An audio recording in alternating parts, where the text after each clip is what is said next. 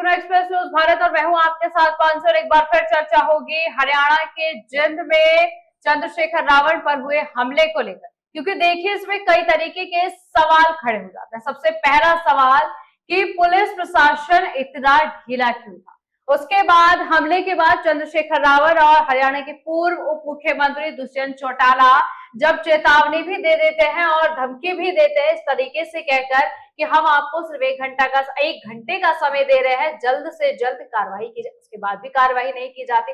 उसके बाद अगर राजनीतिक मायने निकालने की बात की जाए तो उसमें कई तरीके के राजनीतिक मायने भी निकाले जाते हैं। सबसे पहली बात तो यह है कि चंद्रशेखर रावण ने जिस तरीके से अपनी धाक उत्तर प्रदेश में जमाई है, थोड़ा जो उनका चेहरा जाना जाता है उत्तराखंड में जाना जाता है, तो प्रदेश में जाना जाता है कि सत्ता पार्टी को, जो मौजूदा सत्ता पार्टी है या और अन्य पार्टी, उनको डर तो नहीं सता रहा था कि चंद्रशेखर रावण इसी तरीके से अपनी धाक हरियाणा में भी जमा सकते हैं। और दूसरा सवाल इस पर यह खड़ा होता है कि हरियाणा के पूर्व उप मुख्यमंत्री रहे दुष्यंत चौटाला का भी अपना अच्छा वर्चस्व हरियाणा में रहा है, तो टारगेट कौन था इस हमले के पीछे, चंद्रशेखर रावण या फिर दुष्यंत चौटाला। उसके बाद दोनों ने गठबंधन किया है और 70 सीटों पर जेजेपी और 20 सीटों पर आजाद समाज पार्टी यानी कि चंद्रशेखर रावण की पार्टी चुनाव लड़ रही है। अब अगर दोनों गठबंधन को लेकर चुनाव लड़ रही है बीजेपी और कांग्रेस या फिर अन्य और जितनी भी पार्टियां हैं, क्या इनके पास से वोट जाने का, उनको अपने वोट कटने का खतरा था? यानी कि तमाम सवाल इस हमले को लेकर लगाए जा रहे हैं, लेकिन अभी तक एक सवाल यही का यही खड़ा है कि अभी तक कोई कार्रवाई इस हमले पर नहीं हुई है, ना ही कोई गिरफ्तारी हुई है और ना ही उन अज्ञात लोगों की कोई पहचान हुई है। जबकि जानकारी के मुताबिक ये सामने आया है कि वो अज्ञात लोग कुछ इंडिपेंडेंट पार्टी को लेकर नारे लगा रहे थे। अगर नारे लगा रहे थे तो कौन थे? क्या ये कोई बड़ी साजिश की तरफ इशारा करता है या फिर ये पूरा चुनावी माहौल हरियाणा में जिस तरीके से चल रहा है उसको प्रभावित करता है? क्योंकि देखिए 3 अक्टूबर को पूरा चुनाव प्रचार थम जाएगा और 5 अक्टूबर को हरियाणा में एक ही चरण में चुनाव करा दिए जाएंगे, जिसके बाद 8 तारीख को मतगणना हो जाएगी और सामने आ जाएगा कि असली ताकत किसमें। लेकिन उसके बाद ये हमला जारी। हालांकि आप एक चीज देखिए कि बीजेपी ने भी कई वहां पर रैलियां की, राहुल गांधी और प्रियंका गांधी भी वहां पर कई तरह की रैली कर रहे हैं, लेकिन जैसे ही चंद्रशेखर रावण और दुष्यंत चौटाला जी रैली करने निकलते हैं उन पर ये हमला हो जाता है, और वो भी चुनाव से मात्र 4 दिन पहले, जबकि चुनाव प्रचार 3 तारीख को रुक जाना है और कल के दिन ये हमला हो जाता है। और उसके बाद तमाम सवाल खड़े हो जाते हैं, डर किसको सता रहा है, टारगेट कौन था, पुलिस प्रशासन मुस्तैद क्यों नहीं था। इन सभी सवालों के जवाब लेने के लिए हम अपने डायरेक्टर त्यागी को अपने साथ जोड़ेंगे और उनसे तमाम जानकारी पूछेंगे कि टारगेट कौन था और क्या कुछ चल रहा है, क्या कुछ राजनीतिक मायने निकाले जा सकते हैं या फिर क्या कुछ असर जाने वाला है। हमारे डायरेक्टर त्यागी जी हमारे साथ जुड़ चुके हैं, जो हमें अनेकों मायने समझाएंगे, राजनीतिक मायने किस तरीके से निकाले जा रहे हैं, चुनावी माहौल पर क्या असर पड़ेगा, या ये साजिश सिर्फ हरियाणा में चुनावी माहौल को खराब करने की। सर, सबसे पहले तो पूरा प्रकरण एक बार विस्तार से बता दीजिए और मुझे ये बताइए कि चुनाव पर, हरियाणा की जनता पर इसका क्या असर जाने वाला है। देखिए मानसी, जैसा कि आपको पता है कि कल एक चुनावी कैंपेन थी जींद, हरियाणा में जो चुनाव चल रहा है वहां पर एक जिला पड़ता है जींद, उचाना विधानसभा क्षेत्र है, जहां जेजेपी के पूर्व डिप्टी सीएम चुनाव लड़ रहे हैं दुष्यंत चौटाला। तो जैसे ही वो एक कैंपेन कर रहे थे, आपको पता है और दर्शकों को पता होगा कि इस बार जेजेपी और चंद्रशेखर रावण की पार्टी आजाद समाज पार्टी के बीच गठबंधन है और वो उस गठबंधन में कैंपेन करने के लिए गए, तो वहां पर उनकी गाड़ी पर हमला होता है और शीशे तोड़ दिए जाते हैं, जिससे दोनों लोग आक्रोशित हो जाते हैं और वहां पर पुलिस प्रशासन पर एक तरह से गुस्सा होना लाजमी भी है। तो गुस्सा होने के बाद उन लोगों ने इस चीज को भी रखा कि भाई एक आदमी अगर कैंपेन करने के लिए आएगा और इलेक्शन है, आपराधिक लोग इतना ज्यादा अगर इलेक्शन में भी इस तरह के क्राइम कर जाएंगे तो फिर तो सुरक्षा व्यवस्था पर सवाल उठना लाजमी है, क्योंकि आपको पता होता है कि इलेक्शन में पुलिस जो है वो अलर्ट मोड पे रहती है। लेकिन उसके बाद भी ऐसी घटना हो जाना कहीं ना कहीं सवाल उठना लाजमी था और ये हो चुकी है। फिर दोनों लोगों ने, पुलिस के साथ उनकी होक टोक भी हुई, लेकिन अभी तक भी उसमें यही है कि वही जैसे पुलिस किया करती है ढाक के 3 बात, सिर्फ आश्वासन है, गिरफ्तारी अभी किसी की नहीं हुई है। हाँ, FIR जरूर दर्ज हुई है। ठीक है सर, अगर चंद्रशेखर रावण की बात करें तो वो वर्तमान में सांसद है, उसके बाद वो पुलिस वालों से उनकी झड़प होती है, वो कह रहे हैं कि मैं आपको 1 घंटे का समय दे रहा हूँ, आप कार्यवाही करें। वर्तमान सांसद के ये कहते हुए कार्रवाई नहीं हुई है तो पुलिस प्रशासन का मुस्तैद रहना मुझे लग रहा है वहां पर बिल्कुल ढीला। नहीं, देखिए ये चीज चंद्रशेखर ने नहीं, ये चीज दुष्यंत चौटाला ने कहा था कि आपको मैं 1 घंटे का टाइम दे रहा हूं और आप 1 घंटे के अंदर इसमें पर्चा नहीं, आप इनको गिरफ्तार करें, इनको सामने लाएं। लेकिन दुष्यंत चौटाला जो है वो डिप्टी सीएम है हरियाणा के, अभी कुछ दिन पहले तक हुआ करते थे। तो अगर वहां पर इस तरह के हालात बन रहे हैं तो कहीं ना कहीं आपने ठीक कहा है, पुलिस प्रशासन पर सवाल उठना लाजमी है। और कैंपेन के दौरान इस तरह की घटना होना कहीं ना कहीं सवाल बड़ा खड़ा करता है कि क्या पुलिस ने पहले से तैयारियां नहीं की थी। चंद्रशेखर जो है वो आप जानते हैं कि उनको सिक्योरिटी भी मिली हुई है वाई+ सरकार की तरफ से, लेकिन वाई श्रेणी सुरक्षा का एक मेंबर ऑफ पार्लियामेंट अगर कैंपेन करने जाता है और उस पर इस तरह की घटना होती है तो कहीं ना कहीं हरियाणा पुलिस और हरियाणा का प्रशासन शक के दायरे में आता है और सवाल उठता है। सर 3 तारीख को चुनाव प्रचार वहां पर बंद हो जाएगा, क्या ये एक बड़ी साजिश थी कि चुनावी माहौल को थोड़ा भटकाने की, या फिर जिस तरीके से लोग ये कह रहे हैं कि 2 दलित नेता इतने ऊपर स्तर तक उठ के आ रहे हैं, ये उनको दबाने की कोशिश है, क्या कुछ कहें? नहीं, देखिए आप कहने को तो आप कुछ भी कह सकते हैं, सारी बातें ठीक ही लगती हैं, लेकिन ये राजनीतिक बातें हैं, इन पर हम कुछ नहीं कह सकते। लेकिन हमारा जो मुद्दा है, हम जो मुद्दे को उठा रहे हैं वो ये है कि कानून व्यवस्था जो है इलेक्शन कमीशन के अंडर में है। अब ये भी नहीं कह सकते कि राजनीतिक लोग वहां बैठे हैं। किसी भी देश या प्रदेश में जब चुनाव होते हैं तो इलेक्शन कमीशन के अंडर में सब अधिकारी होते हैं। तो इलेक्शन कमीशन पे ये सवाल उठना लाजमी है कि इस तरह की घटनाएं क्यों हो रही हैं।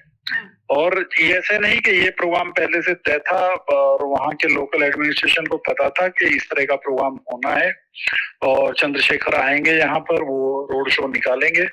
तो या तो पर्याप्त तैयारियां नहीं की गई है या लापरवाही बरती गई है।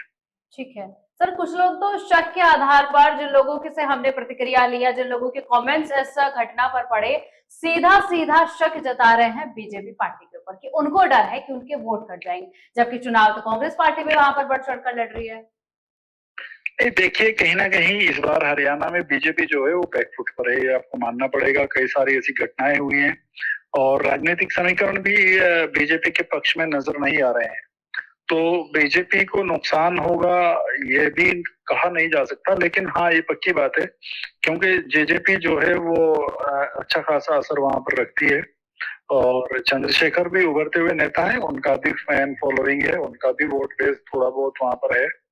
तो बीजेपी के लिए तो चुनौतियां सब तरफ से हैं। बीजेपी के लिए चुनौती एक तरफ तो कांग्रेस है, कांग्रेस वहां बहुत मजबूत स्थिति में नजर आ रही है।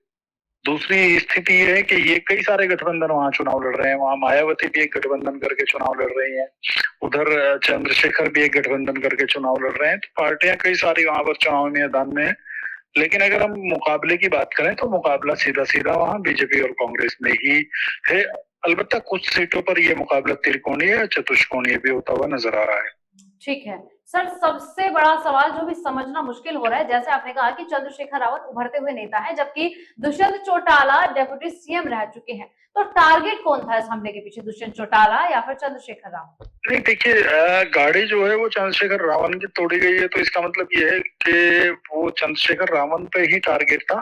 आपको याद होगा कि पिछले साल भी चंद्रशेखर रावत पर हमला हुआ था और कहीं ना कहीं चंद्रशेखर रावत की जो राजनीति है उससे कुछ लोग इत्तेफाक भी नहीं करते हैं, क्योंकि वो बोल्ड नेता है, वो बोलते हैं, खासतौर से दलितों की बात करते हैं और बात इस तरीके से करते हैं कि कुछ लोग उसको पसंद नहीं करते। लेकिन ये तो पसंद नापसंद होना अपनी अपनी आइडियोलॉजी है, अपनी मर्जी है। बाकी राजनीतिक जो मतभेद हैं उनको इस तरह से कि वो हम लोग किसी पे हमला करें या किसी के खिलाफ इस तरह की कार्रवाई करें, इसकी हमारे लोकतांत्रिक सिस्टम में कोई गुंजाइश नहीं है। और आप राजनीतिक विचारधारा है, वहां पर चुनाव है, आप चुनाव लड़िए, उनके कैंडिडेट को हराइए। अगर आप उनसे विरोध करते हैं तो विरोध का मतलब ये नहीं है कि आप किसी की गाड़ी तोड़ें, किसी पर हमला करें। ठीक है सर, राजनीतिक मायने अगर निकाले जाए तो हरियाणा में 21% वोट शेयर सिर्फ दलित रखते हैं। अब दलितों के बड़े नेताओं पर ही हमले किए जा रहे हैं, क्या कहीं जो और आपने बताया कि जो मोटा मोटा चुनाव होना है वो बीजेपी और कांग्रेस के बीच होना है, तो कुछ फर्क पड़ने वाला इधर उधर होगा कुछ? नहीं देखिए मानसी, मैं बताता चलूं, दलित वोट जो है वो पूरी तरह से नहीं कह सकते, लेकिन अधिकतर जो दलित वोट है वो कांग्रेस के पक्ष में रहता है। वहां पर ग्राउंड रिपोर्टिंग जो हम लोग देखते हैं, हमारे जो अपने रिसोर्सेज हैं वहां पर सूत्र हैं, वो ये बता रहे हैं कि वहां पर जो दलित वोट है वो सीधे सीधे कांग्रेस के पक्ष में ज्यादा है। उसके बाद फिर मायावती बचती हैं, उसके बाद चंद्रशेखर बचते हैं, ये अलग है। कहीं ना कहीं थोड़ा बहुत वोट ये भी लेंगे अपने हिस्से का, लेकिन वहां पर जो दलित है वो ज्यादातर कांग्रेस के पक्ष में नजर आ रहा है। और जाट बाहुल हरियाणा होने की वजह से जाट भी इस बार बहुत मुस्तैदी से कांग्रेस के साथ खड़ा हुआ नजर आ रहा है। ठीक है सर, हमलों की बात हमने की, आपने बोला कि हम ऐसे भी नहीं कह सकते कि राजनीति के अंदर या फिर राजनीतिक जैसे राज्य की पुलिस के अंदर इलेक्शन कमीशन के अंडर फिलहाल सब कुछ चल रहा है। ऐसे हमले हम हमेशा सुनते हैं, चुनाव प्रचार प्रसार के दौरान तो हमेशा सुनते हैं। क्या कुछ इन पर कार्रवाई सही तरीके से होनी चाहिए कि अगर कोई सांसद या फिर जो लोग हैं रैलियां कर रहे हैं तो वो सुरक्षित तरीके से हो सके, क्योंकि हमले हमेशा होते रहते हैं चुनाव के दौरान, चुनाव के टाइम। नहीं, चुनाव के दौरान इस तरह के हमले ऐसे नहीं कि बहुत ज्यादा होते हैं। वो किसी ने स्याही फेंक दी, किसी ने चप्पल फेंक दी, इस तरह की चीजें हैं। लेकिन इस तरह के जो ये बड़े हमले हैं, मारपीट तोड़फोड़, ये सब चीजें नहीं होनी चाहिए, इनकी बिल्कुल गुंजाइश नहीं है। और इलेक्शन कमीशन को भी इन चीजों को लेकर सतर्क रहना चाहिए, क्योंकि सवाल जो है वो इलेक्शन कमीशन की साख का भी है कि वो एडमिनिस्ट्रेशन जो है क्या वो अच्छे से हैंडल कर पा रहा है। और इस तरह की चीजें जो है वो कहीं ना कहीं इलेक्शन कमीशन की कार्यशैली जो है उस पर भी सवाल उठा रही है। क्योंकि चुनाव से पूर्व सब तैयारी की जाती है, बाकायदा इलेक्शन कमीशन के डेलीगेशन सभी राज्यों का दौरा करते हैं, कानून व्यवस्था देखते हैं, सिक्योरिटी देखते हैं। लेकिन उसके बाद भी अगर इस तरह की घटनाएं हो रही हैं, सरेआम हो रही हैं, और अब तक कोई कार्रवाई अगर आप कहें गिरफ्तारी या कोई ऐसी, जैसे कि उन्होंने चेतावनी दी थी कि आपको इनको पकड़ना चाहिए, तो अगर ये नहीं हुई तो कहीं ना कहीं सवाल बिल्कुल बड़ा सवाल है।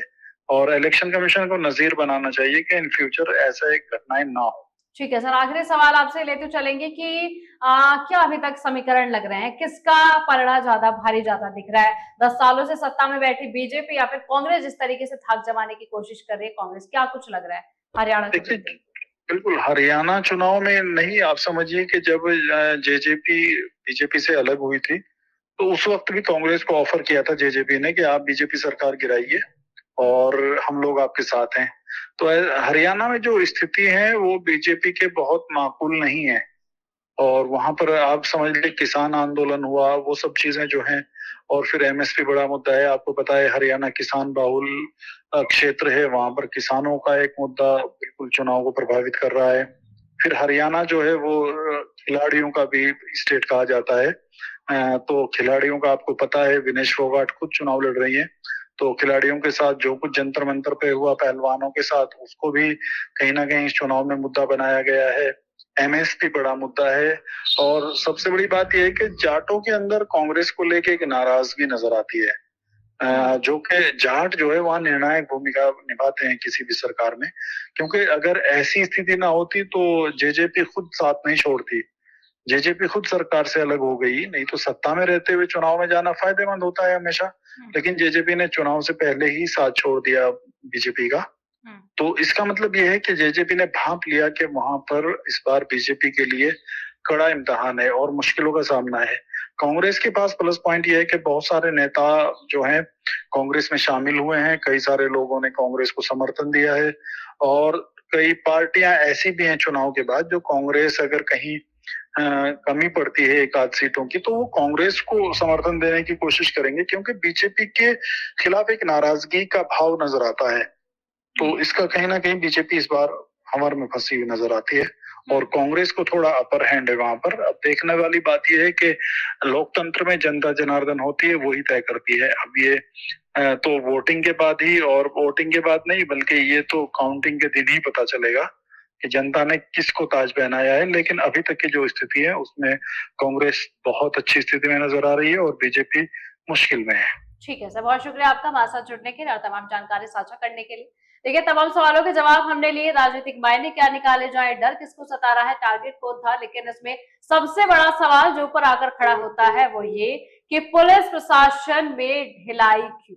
पुलिस प्रशासन ने अभी तक इस पर कोई एक्शन क्यों नहीं लिया, जबकि पूर्व मुख्यमंत्री जी ने कहा था कि 1 घंटे का समय आप कार्रवाई करें, लेकिन कार्रवाई नहीं की।